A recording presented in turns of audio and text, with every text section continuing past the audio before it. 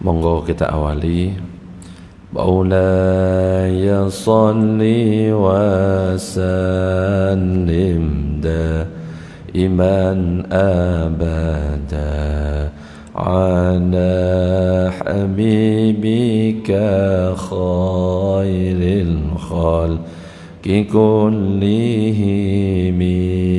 Maulaya salli wa sallim daiman abada ala habibika khairil khalqi kullihim. Huwal habibul ladzi turja syafa'atuhu likulli hawlim minal ahwa limuqtahimi. Maula ya salli wa sallim daiman abada ala habibika khairil khalqi kullihim. Ya Rabbi bil Mustafa bandil maqasidana waghfir lana ma madha ya wasi'al karami. Assalamualaikum warahmatullahi wabarakatuh. Bismillah walhamdulillah wassalatu wassalamu ala rasulillah sayyidina Muhammad ibn Abdillah wa ala alihi wa sahbihi wa man walah. La hawla wa la quwwata illa billah. Amma ba'du. Nawayna at-ta'allum wa at-ta'lim wa at-tadhakkur wa at-tadhkir wa an-naf'a wal intifa' wal ifadata wal istifadah wal hath ala tamassuki bi kitabillahi wa sunnati rasulih wa ad-du'a ila al-huda wa ad-dalalati ala al-khair wa ibtigha'a wajhillah mardatihi wa qurbihi wa thawabihi subhanahu wa ta'ala ila hadratin nabiyil mustafa Muhammadin sallallahu alaihi wasallam. Al-Fatiha. A'udzu billahi minasy syaithanir rajim. Bismillahir rahmanir rahim. Alhamdulillahi rabbil alamin. Ar-Rahmanir Rahim. Maliki yaumiddin. Iyyaka na'budu wa iyyaka nasta'in. Ihdinas siratal mustaqim. Siratal ladzina an'amta 'alaihim ghairil maghdubi 'alaihim waladdallin. Amin.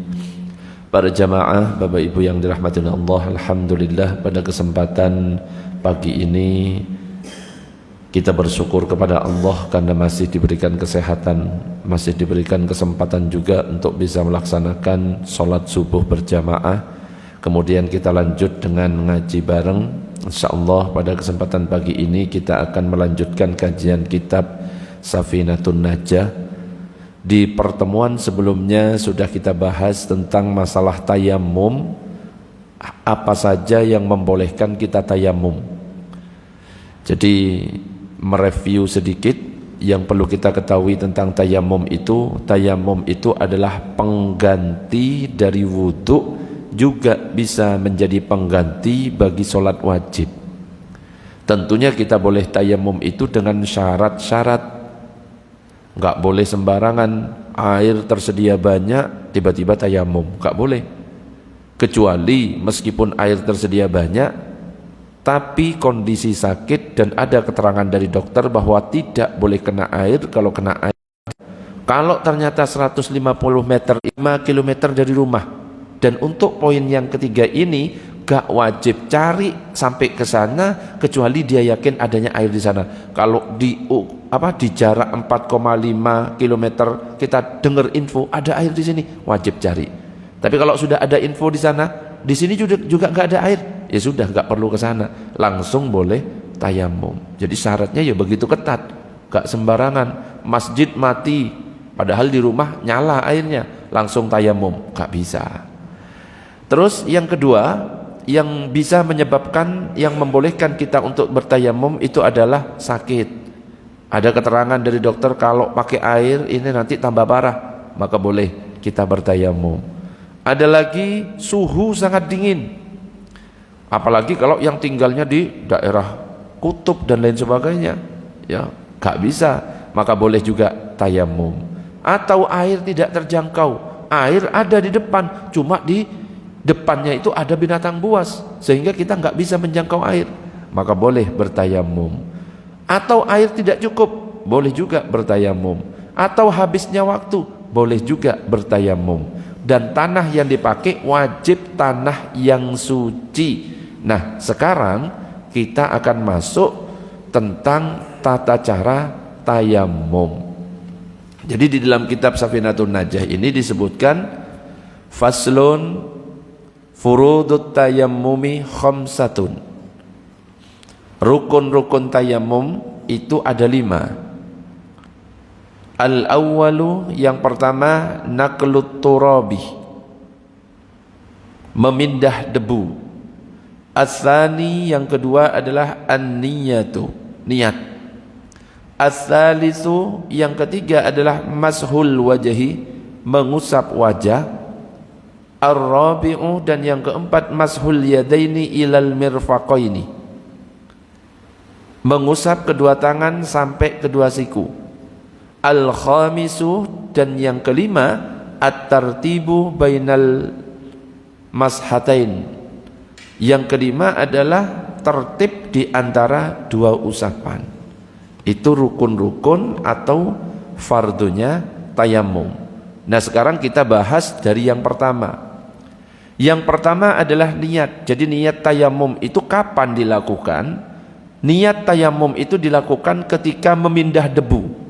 Ya, jadi ketika kita memindah debu, niat itu sudah bisa dilakukan. Yaitu setelah menepukkan kedua telapak tangan ke debu dan berlanjut sampai mengusap wajah, di situ niat. Dan yang perlu kita ketahui, niat itu tempatnya di hati. Sama seperti ketika kita bahas tentang masalah wudhu. Niat itu definisinya an-niyatu qasdus syai' muqtarinan bi fi'lihi. Niat itu menyengaja melakukan sesuatu berbarengan dengan perbuatan. Wa mahalluha al-qalbu, tempatnya adalah di dalam hati. Wa talaffudzu biha sunnatun, dan melafatkan hukumnya sunnah. Jadi kalau kita pakai lafaz salat pakai usolli, tayamum misalkan pakai nawaitu, wudu pakai nawaitu, itu sunat, tidak wajib. Kalau seandainya nggak pakai nawaitu ya tetap sah. Yang penting kalau kita tayamum, ketika kita nepuk, memindahkan debu, mulai dari menepuk kedua telapak tangan ke debu sampai berlanjut ke mengusap wajah, itu sudah dilintaskan. Kalau kita mau tayamum, di dalam hati dilintaskan, itu sudah sah. Kalau seandainya mau untuk melafatkan, boleh sebelum itu semuanya.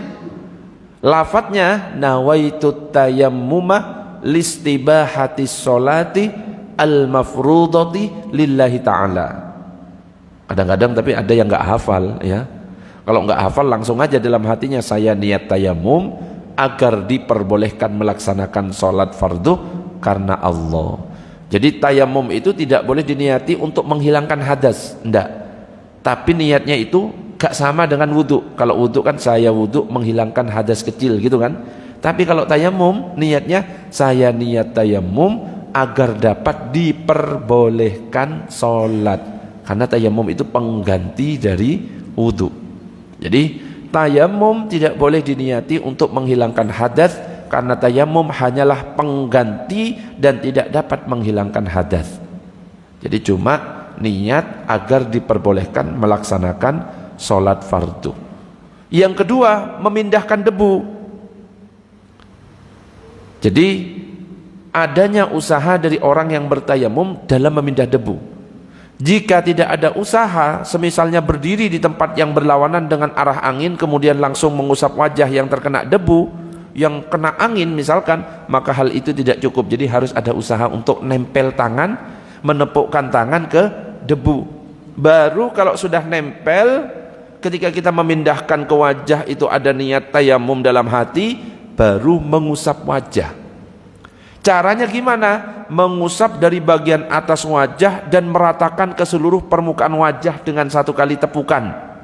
Sedangkan batas wajah yang harus diusap sama dengan batas yang harus dibasuh dalam wudhu. Jadi cara mengusap wajah, monggo kita praktek bersama-sama. Oke? Tangan diangkat semua, wajib diangkat. Yang nggak diangkat ini pulang HP-nya hilang beneran ini. Wes ngantuk-ngantuk, nggak ngangkat ini repot. Tangan diangkat, tempel ke debu.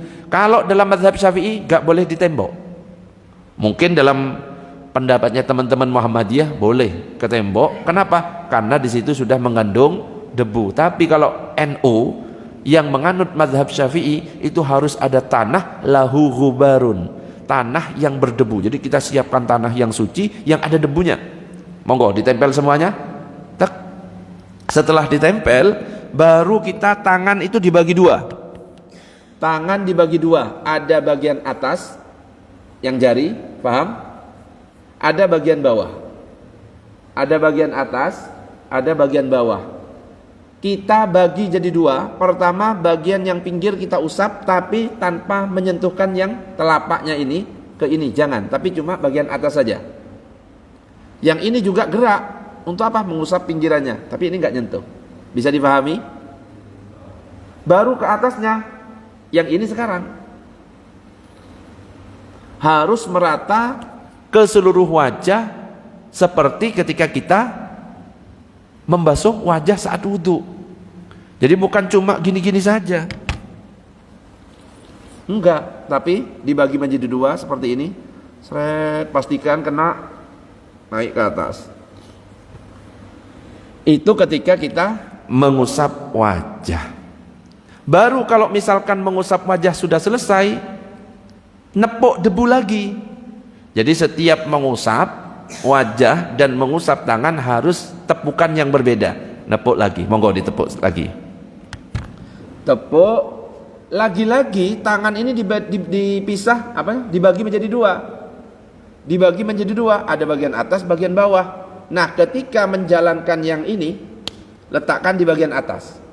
Ketika bagian ini, bisa dipahami? Coba diletakkan, tek. Terus dijalankan bagian atas, gak ke sini, tapi atas dulu. Kalau sudah ke siku, baru jatuhkan ke yang ini gak nyentuh. Balik. Begitu juga yang satunya. Balik ke sini, ini gak nyentuh. Baru selesai. Itu cara tayamum. Jadi enggak sembarangan asal ngusap seperti orang yang berwudu, enggak. Tapi caranya cuma seperti itu. Dan dianjurkan ketika mau mengusap ke wajah dan mengusap ke tangan, ditipiskan dulu debunya. Ya, enggak afdol kalau debunya tebal itu. Jadi boleh ditiup atau boleh jadi ditipiskan. Ya, mentang-mentang tayamum akhirnya ditebelkan kayak gini, terus kumur-kumur dimasukkan ke hidung, ya mati Pak. Nggih.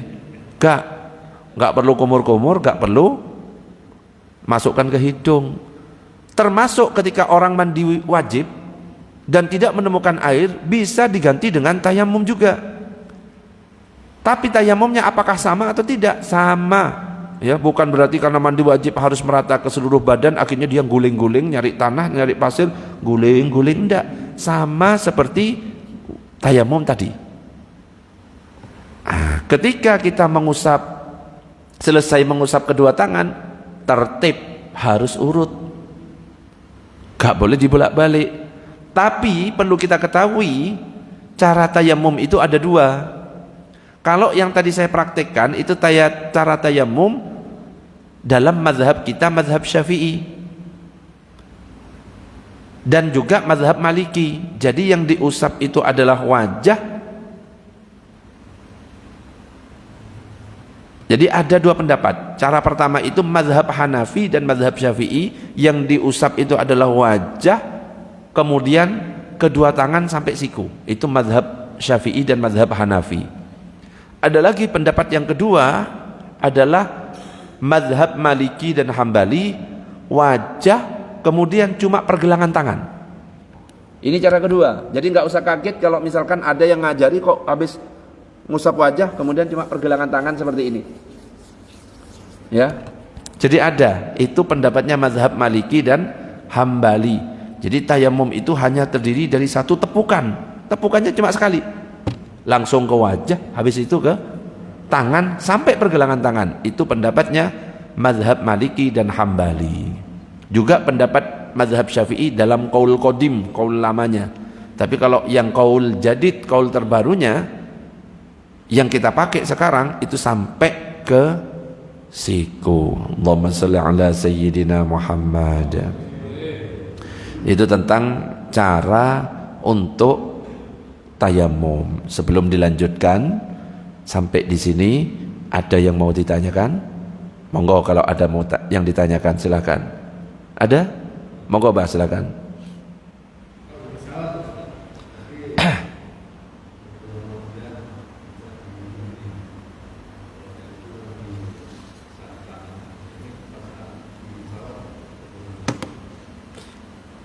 Tayamum di pesawat. Ya. Bagaimana kalau tayamum di pesawat? Apakah memenuhi? Ya kalau kita pakai pendapatnya teman-teman Muhammadiyah, asal nempel ke tembok yang berdebu itu sudah mencukupi. Pertanyaannya kalau di pesawat ada debunya apa enggak? Ada debu apa enggak? Kalaupun ada, memenuhi enggak jumlah debu yang di dalam pesawat untuk dijadikan tayamum? Oke lah, seandainya kita anggap ada debunya. Berarti kalau kita pakai pendapat dari teman-teman Muhammadiyah, ya sah. Cuma ketika kita sholat, ada enggak Rasulullah pernah sholat wajib di atas kendaraan? Pernah enggak Rasulullah sholat wajib di atas kendaraan? Pernah saya sampaikan di sini.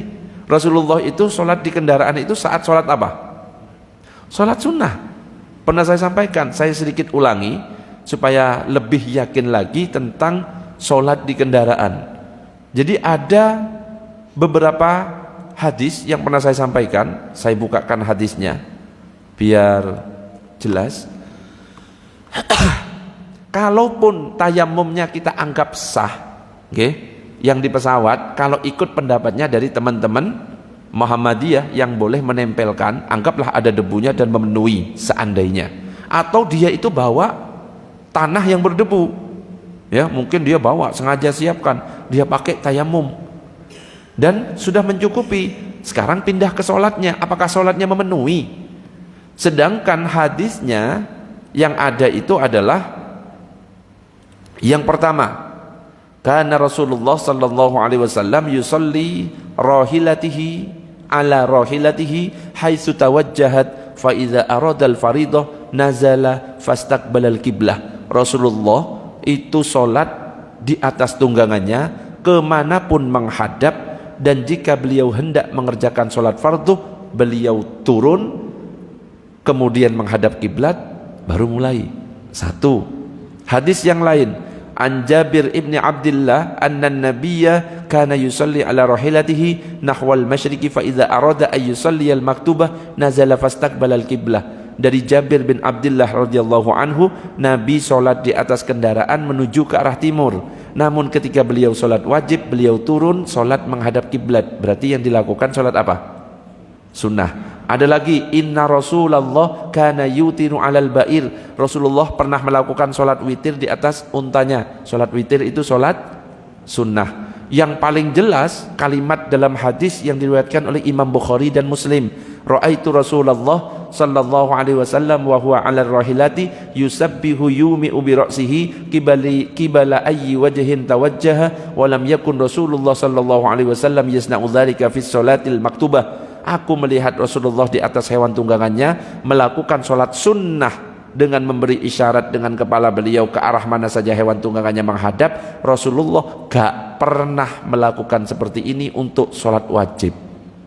Berarti sholat wajib Rasulullah gak pernah melakukan di atas kendaraan, karena dulu kendaraannya itu berupa kuda, keledai, onta. Jadi Rasulullah turun.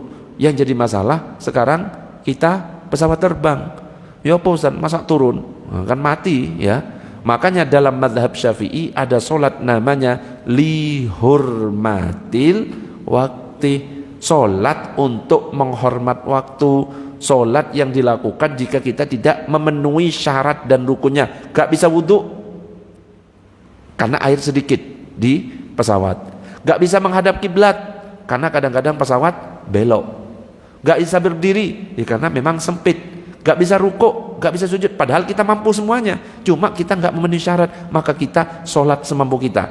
Oke lah tayamum tempelkan, sholat semampu kita sesuai dengan arah menghadap. Tapi ketika nyampe turun dari pesawat, kita bisa memenuhi syarat dan rukunnya, ulangi, dikodok sholatnya. Saya kodok sholat. Loh, kalau sama-sama dikodok, ngapain kita sholat tak hormat waktu?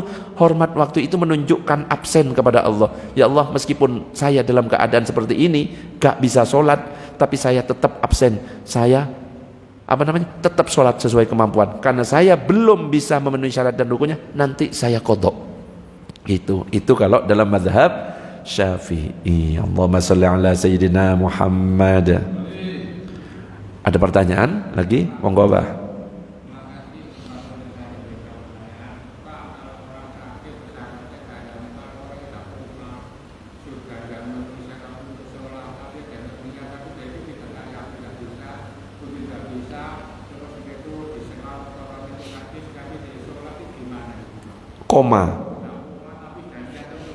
Koma belum titik berarti ya?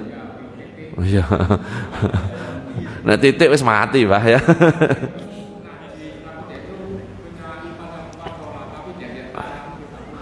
Iya iya. Iya. Bedakan antara orang koma dengan orang yang sekarat, kritis. Ya, kalau koma itu kira-kira akal berfungsi atau tidak? Gak berfungsi. Kalau seseorang yang akal sudah tidak berfungsi, sudah tidak mukallaf lagi, tidak ada kewajiban sholat. Oke? Berarti kalau orang yang koma, akal sudah gak berfungsi, gak perlu sholat, gak wajib sholat lagi. Karena syaratnya orang sholat itu adalah dia mukallaf, dia berakal, dia juga balik. Berbeda dengan orang yang sakit parah tapi akal masih berfungsi, tidak koma.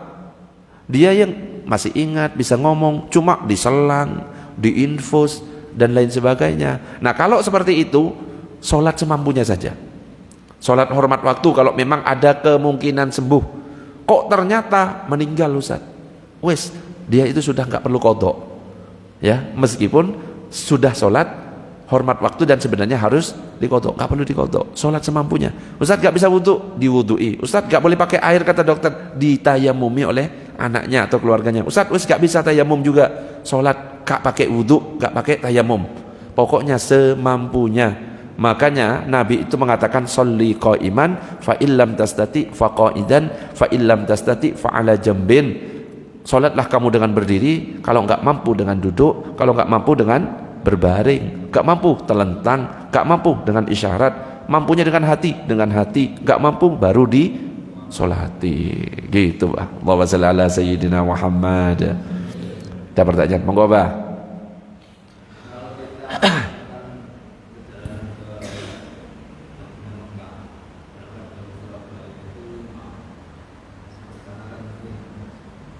Sepuluh jam.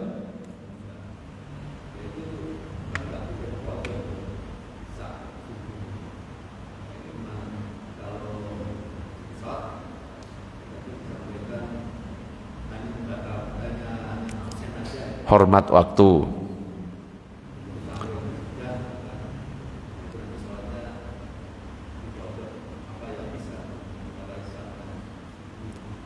Isya dan subuh. Bedakan jamak dengan qadha. Ya. Jamak itu duhur asar, maghrib isya, menggabung dua solat, duhur asar, maghrib isya, itu namanya jamak. Kalau qadha itu artinya mengganti sholat yang tidak dikerjakan atau belum sempurna, kita kerjakan karena syarat dan rukunnya tidak terpenuhi. Lah kita misalkan berangkatnya jam berapa Pak misalkan? Habis maghrib gitu ya, isyanya belum sholat misalkan, harusnya kan bisa maghrib di jamak, bukan qadha. Kalau ini harusnya bisa, kalau dalam perjalanan maghrib dan isya sudah jamak takdim. Sehingga mungkin perjalanannya cuma cuma maghrib cuma subuh saja yang kelewat, mungkin akhirnya kodoknya cuma subuh. Anggap mungkin dia nggak tahu sholatnya maghrib, berangkatnya jam 6:30 belum masuk waktu isya, dia perjalanan, waktu masuk isya ya dia sholatnya hormat waktu. Kenapa? Di atas kendaraan, nggak bisa memenuhi syarat dan rukun seperti tadi, masih masuk subuh, masih di pesawat, hormat waktu lagi. Nyampenya ternyata jam 10 pagi. Apa yang harus dikerjakan? Di kodok, bukan di jamak. Yang pertama, ngodok sholat isya. Jadi bedakan ya, ngodok sholat isya, sholatnya sama 4 rakaat, tapi kita cuma mengulang sholat yang tidak sempurna kita lakukan karena syarat dan rukunnya tidak terpenuhi. Habis sholat isya baru kodok sholat subuh. Tapi kita sudah absen, sudah lapor saya sholat meskipun tapi mohon maaf belum sempurna, rukun dan syaratnya belum terpenuhi, nanti kalau sudah sampai saya lakukan. Kayak kita upacara itu laporan dulu. Jadi bedakan antara jamak dengan kodok. Jamak itu menggabung 2 sholat, kalau kosor meringkas sholat. Kalau istilah jamak kosor berarti digabung diringkas, duhur asar digabung masih diringkas, jadinya 2. Kalau maghrib isya di jamak kosor, maghrib digabung dengan isya, maghribnya rokaatnya tetap 3, isyanya jadi 2 gitu. Gitu bagai? Ada lagi pertanyaan? Monggo silakan. Allahumma salli ala sayyidina Muhammad. Oke, kita lanjut. Berikutnya adalah sunnah-sunnah tayamum. Apa saja sunnah-sunnah tayamum? Oh ini kebetulan ada yang nanya, Ustadz, ngodoknya itu pas turun dari pesawat apa nunggu isya juga Ustadz? Paham maksudnya? Kan kadang-kadang ada yang bertanya, Ustadz kalau ngodok itu apa sesuai dengan waktunya? Utang sholat maghrib, ngodoknya di waktu maghrib, nggak perlu. Namanya ngodok itu bebas kapan saja, sesegera mungkin. Meskipun jam 10 pagi kita boleh mengkodok zuhur, asar, maghrib, isya, subuh. Bahkan kalau mengkodok itu boleh dilakukan di waktu yang dilarang. Meskipun habis subuh, meskipun habis isya, habis asar, boleh. Jadi kalau ngodok gak terpengaruh dengan waktu yang dilarang. Yang berpengaruh dengan waktu yang dilarang kalau sholat sunnah mutlak, ya, yang gak ada sebabnya, itu baru berpengaruh. Apa saja sunnah-sunnah ketika kita tayamum? Yang pertama, membaca basmalah. Bismillahirrahmanirrahim. Kullu amrin dzibalin la yubda'u fihi bi bismillahirrahmanirrahim fahuwa ajdam. Setiap perkara yang baik yang tidak diawali dengan basmalah kurang berkah, maka kita ucapkan basmalah. Yang kedua adalah bersiwak. Kalau misalkan punya siwak, kalau mau gosok gigi silahkan, tapi perlu kita ketahui siwak dan gosok gigi itu sama-sama sunnah, tapi yang afdol adalah yang siwak. Kalau siwak dapat pahala 2, double. Kalau gosok gigi 1, yang gosok gigi dapat pahala kebersihannya. Kalau siwak dapat pahala kebersihan sekaligus ikut yang dicontohkan oleh Nabi, jadi double. Yang ketiga, membaca 2 kalimat syahadat. Ini sunnah juga. Asyhadu an la ilaha illallah wa asyhadu anna Muhammadar Rasulullah. Menghadap kiblat sunnah juga, nomor 3. Nomor 4. Yang kelima, kalau kita pakai cincin, kita lepas cincin itu, ya. Melepas cincin di tepukan pertama yang digunakan untuk mengusap wajah. Pada saat tepukan untuk mengusap kedua tangan, maka cincin wajib dilepas, ya, karena nanti khawatir tidak dilewati oleh debunya itu tadi. Jadi lepaskan cincin. Yang keenam, merenggangkan jari-jari tangan di saat melakukan tepukan pada debu. Yang ketujuh, mendahulukan anggota yang kanan daripada yang kiri. Yang kedelapan, mendahulukan bagian atas dalam mengusap wajah. Yang kesembilan, menipiskan debu terlebih dahulu sebelum diusapkan. Boleh dengan cara ditiup, atau dikibaskan atau ditepukkan. Dan itu jika debunya melengket pada telapak tangan tebel misalkan. Nah, itu beberapa sunnah-sunnah yang bisa kita lakukan. Ada lagi sunnahnya adalah mengusap melebihi batas yang wajib diusap, baik dalam wajah atau tangan. Jadi jangan cuma notok gini, tapi lebihkan, boleh. Tangan juga jangan cuma sampai siku, lebihkan dikit, boleh. Itu sunnah. Dan yang ke-11, berkesinambungan atau istilah fikihnya itu mualat, yaitu segera melakukan rukun yang kedua setelah selesainya rukun yang pertama. Habis wajah, habis nepuk, kemudian wajah, langsung nepuk, kemudian tangan, langsung. Yang ke-12 adalah membaca doa setelah tayamum. Doanya gimana? Sama doanya dengan doa setelah wudu. Asyhadu an la ilaha illallah wahdahu la syarikalah wa asyhadu anna Muhammadan abduhu wa rasuluh. Allahumma ja'alni minat tawwabina wa ja'alni minal mutatahhirin waj'alni min ibadikas sholihin. Sama. Itu sunnah-sunnah bertayamum. Dan ada perkara yang dimakruhkan ketika kita bertayamum. Apa saja yang dimakruhkan ketika bertayamum? Yang pertama, memperbanyak debu ketika mengusap sehingga mengotori wajah dan kedua tangan. Makanya tadi dianjurkan untuk ditepuk atau ditiup. Jadi jangan banyak-banyak, makruh. Yang kedua, mengulang usapan pada setiap anggota tayamum. Cukup sekali, wajah sekali, tangan sekali, nggak usah diulang 3 kali, makruh. Termasuk juga hal yang membatalkan tayamum. Apa saja? Segala yang membatalkan wudhu membatalkan tayamum. Jadi sama. Segala yang membatalkan wudhu otomatis membatalkan tayamum.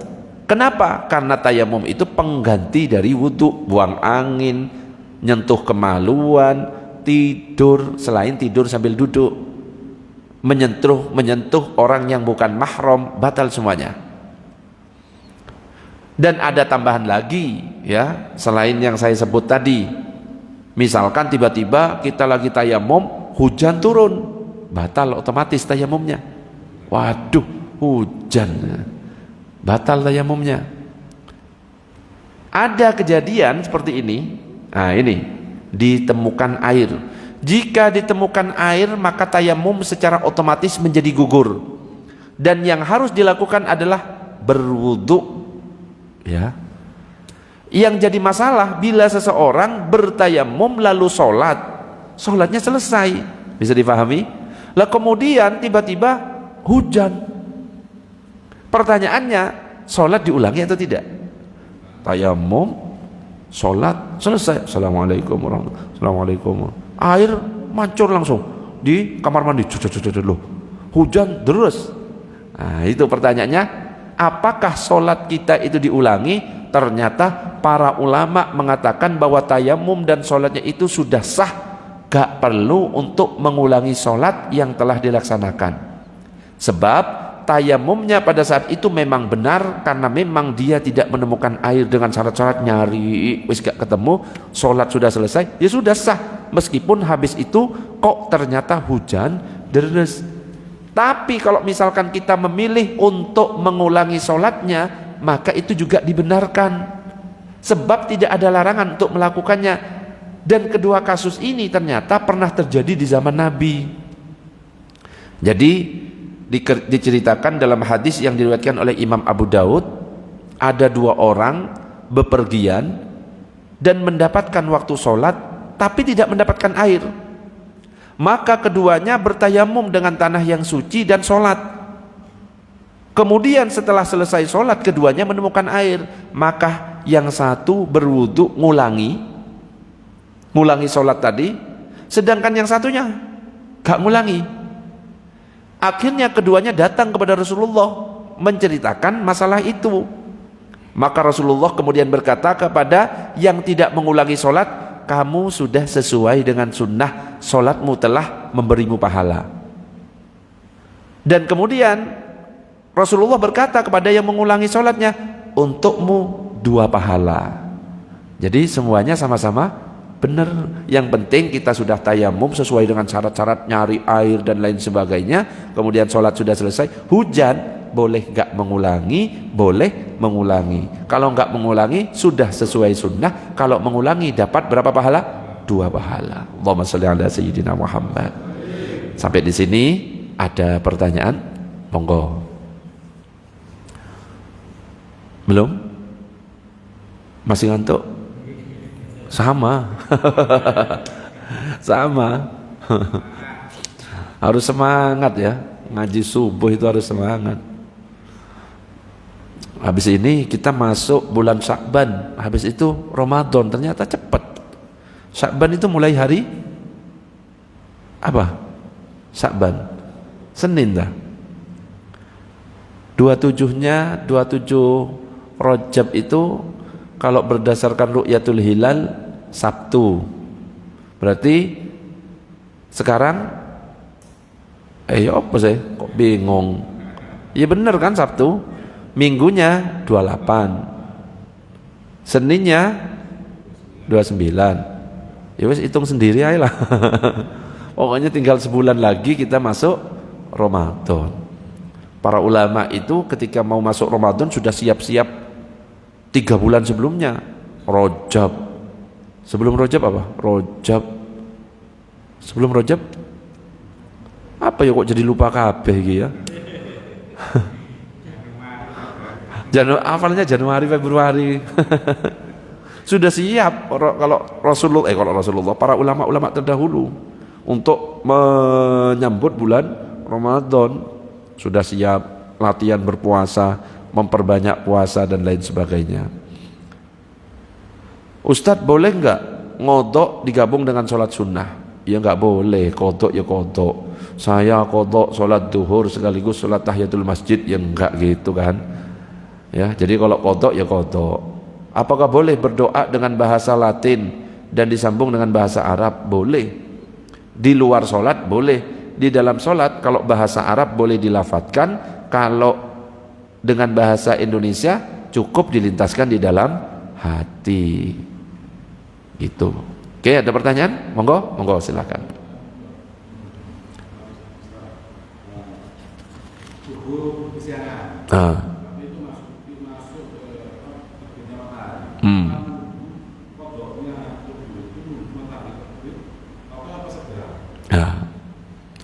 Ya, subuhnya kesiangan. Ada teman saya, teman kuliah, karena dia pahamnya habis subuh itu pas terbit belum boleh sholat. Akhirnya ngodoknya itu nunggu pas waktu duha. Itu yang salah justru. Seperti yang saya sampaikan tadi, qadha itu pengaruh nggak dengan waktu yang dilarang? Nggak pengaruh. Makanya kalau misalkan kita kesiangan jam berapapun, bangun segera wudhu langsung sholat. Gak perlu nunggu matahari terbit setinggi tombak. Kita itu bukan mau sholat sunnah isyraq, bukan mau sholat sunnah duha, tapi ngodok itu sesegera mungkin. Jadi ada rinciannya ngodok itu. Kalau kita meninggalkan secara sengaja, ngodoknya wajib segera. Tapi kalau misalkan kita meninggalkan sholat bukan karena sengaja, misalkan ada uzur, maka sunnah segera. Bisa membedakan. Kalau meninggalkan itu sengaja, wajib segera bangun langsung. Tapi kalau misalkan karena uzur, sunnah segera. Jadi masih boleh melakukan sesuatu yang lain. Mau minum dulu, makan dulu. Rasulullah pernah loh mengqadha sholat dan gak ada yang bangun di waktu subuh. Kenapa? Di malam harinya Rasulullah dan para sahabat melakukan perjalanan. Dan ini perjalanan yang sangat jauh. Dan ketika tidur, ini kata para sahabat, ini adalah tidur yang paling enak karena saking capeknya. Sampai-sampai Rasulullah dan para sahabat bangunnya saat matahari terbit. Yang bangun duluan ada sahabat yang gak disebut namanya. Ini gak berani membangunkan Rasulullah. Jadi kalau Rasulullah tidur gak ada yang berani bangunkan. Kenapa? Karena khawatir pada waktu tidur ada wahyu turun. Gak berani. Terus yang kedua Umar kan ya orangnya tegas, langsung teriak takbir, Allahu Akbar. Kaget soalnya bangunnya pas terbit matahari. Allahu Akbar, Allahu Akbar. Itu yang menyebabkan Rasulullah kaget. Ada apa? Rasulullah, ini kita kesiangan, sholat subuh sudah lewat. Ternyata Rasulullah gak langsung sholat. Kenapa? Beliau meninggalkan sholat subuh karena uzur. Kenapa? Tidur. dan tidurnya bukan yang pura-pura tidur, sudah bangun masih tidur, itu bukan tidur karena kecapean. Rasulullah langsung, ayo kita lanjutkan perjalanan, nyampe di suatu tempat baru mengqadha sholat subuh berjamaah. Ini menunjukkan kalau karena uzur sunnah mensegerakan, tapi boleh menunda. Berbeda dengan misalkan orang yang meninggalkan tanpa uzur, sengaja mengerjakan tugas belum selesai, itu wajib, itu langsung segera, gak boleh ditunda-tunda gitu. Oke, bisa dipahami? Allahumma shalli ala sayyidina Muhammad. Ada pertanyaan, monggo. Ibu meninggal ketika tidak sholat, bolehkah anak mengqadhanya? Ini pernah saya bahas. Ketika ada orang meninggal dan punya utang sholat, ada 3 pendapat. Pendapat pertama, la qadha'a lahu wa la fidyata lahu, gak perlu diqadhakan, gak perlu dibayarkan fidyah. Yang kedua, Imam Subki mengqadhakan, jadi boleh diqadhakan oleh keluarganya. Pendapat yang ketiga adalah dibayarkan fidyah setiap sholat yang ditinggal 1 mud. Silahkan dipilih. Kalau saya pilih yang kedua atau yang ketiga. Meskipun yang ke-1 ada yang berpendapat nggak usah qadha, nggak usah fidyah. Saya cuma khawatir saja nanti tanggung jawabnya malah berat. Ya, kita sebagai keluarga minimal membantu. Kalau nggak ngodokkan ya kita bayarkan fidyah untuk meringankan yang meninggal itu. Allahumma shalli ala sayyidina Muhammad. Ada pertanyaan, monggo. Monggo, Bah, silakan.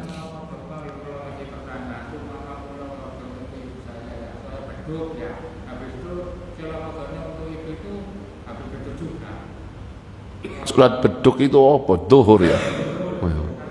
Saya tahunya itu duhur, asar, maghrib, isya, subuh, bukan beduk, asar. Punya utang sholat duhur gitu bagai? Apakah juga waktu duhur? Ngodok tidak harus sama waktunya, termasuk untuk diri kita atau untuk orang lain. Kita punya utang, mungkin dulu waktu sakit 3 hari Ustadz saya di rumah sakit nggak sholat, kan wajib qadha. Nggak harus kita duhur, ngodok duhur di waktu duhur. Boleh kayak gitu, dicicil boleh. Kalau seandainya mau langsung, wes Ustadz waktu duha saya tak pakai ngodok untuk 3 hari, apakah boleh? Boleh. Ustadz karena ini kelamaan, saya 7 hari nggak sholat Ustadz, kalau langsung dijadikan 1 bisa-bisa saya pusing Ustadz. Gimana kalau saya cicil, sesuaikan dengan waktunya? Boleh.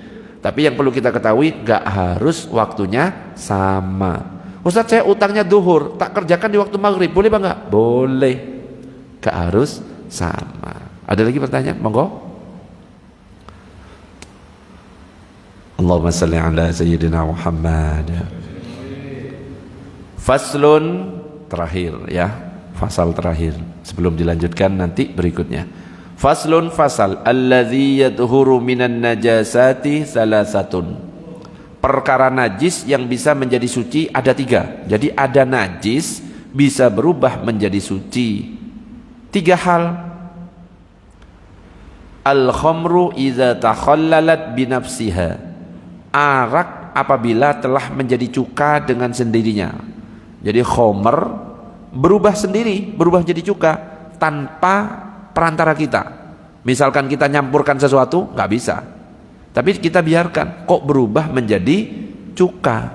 Khamr kan haram, arak itu kan haram, tapi bisa menjadi suci ketika kita biarkan, kok berubah sendiri, otomatis menjadi cuka. Itu sudah, suci dan bisa dikonsumsi. Tapi kalau misalkan ngubah kecukanya dengan perantara kita, dimasukkan obat, berubah jadi cuka, nggak bisa. Atau dicampurkan sesuatu. Pokoknya kalau kita yang melakukan, nggak boleh. Makanya di sini dikatakan arak atau khamr apabila telah menjadi cuka dengan sendirinya, maka najis berubah menjadi suci. Yang kedua, wajildul maitati idza dzubigha. Kulit bangkai binatang yang telah disamak. Bangkai binatang itu najis, tapi boleh dimanfaatkan kulitnya itu. Kulitnya diambil tapi dengan cara disamak. Contoh hasil penyamakan itu adalah beduk. Ya, apa beduk ya? Yaitu sampai nggak ada najis-najisnya, lendir-lendirnya nggak ada, terus apalagi darah-darahnya nggak ada, kering seperti itu. Itu yang awalnya najis berubah menjadi suci. Ada lagi yang ketiga, wa ma sara hayawanan, semua najis yang telah berubah menjadi binatang. Semua najis yang telah berubah menjadi binatang, bukan bahwa najis berubah menjadi binatang. Misalkan ada kotoran, kok tiba-tiba ada binatangnya. Ya binatangnya mutanajis, kena najisnya. Tapi kalau misalkan binatangnya itu kita bersihkan, ya suci. Ya. Nah, itu 3 hal. Nanti berikutnya akan kita bahas tentang apa? An-najasatu salasun. Najis itu ada 3, mughalladhah wa mukhaffafah wa mutawassithah. Nanti untuk pertemuan berikutnya akan kita bahas 3 macam najis, yaitu najis mughalladhah, najis mukhaffafah, najis mutawassithah, dan bagaimana cara mensucikannya. Karena banyak yang salah. Ketika ada kencing di rumah langsung dipel, itu najis semuanya itu. Dipel langsung ambil pel, iya kan? Itu jadi nyebar itu. Kita wudhu di kamar mandi rumah, kemudian nggak pakai sandal, langsung injak ke lantai, yang cara nyucikannya nggak bener, kaki jadi najis. Kalau sholat ya tidak sah, karena syaratnya sholat itu harus suci dari hadas dan najis. Makanya nanti akan saya bahas bagaimana cara mensucikan 3 najis ini.